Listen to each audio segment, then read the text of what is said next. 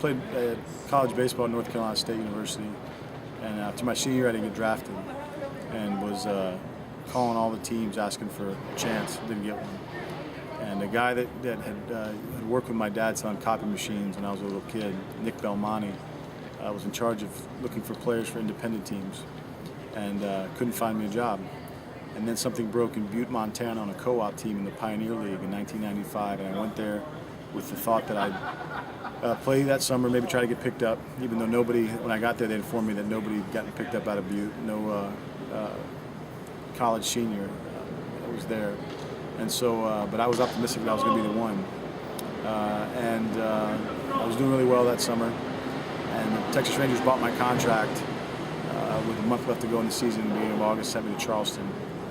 And I went through the minor leagues with Texas, and 6 years later I was in PNC Park, called up to be in the big leagues.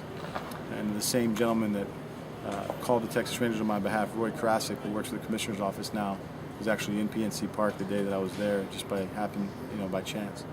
And shook my hand, and it was a really neat moment. I ran into him this spring training and thanked him for the opportunity. Again, I went in as a chance with the thought that I'd play a couple of years and start a coaching career in college. And 18 years later, I'm still here, and got to play the game in 9 different countries around the world, Winter Ball Championships, Caribbean World Series. I've had a heck of a run, and now getting to manage, doing what I love to do is a lot of fun. I remember being in Oklahoma City, and I was getting ready to pinch hit. I wasn't playing that day, and had a lot of people in the stands, friends of mine, because I'd played in Oklahoma City for 3 years. I was playing for Nashville. We were on the road, just AAA for the Pirates, and I was not playing, and I was mad.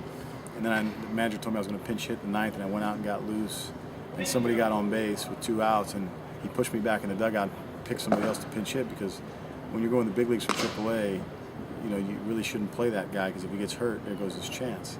So I didn't know this at the time, and I was really, really angry, like to the point of almost, I had tears in my eyes. I was so mad because I just got embarrassed in front of my family members. So the game ended, the pinch hitter for me popped up, and the game ended.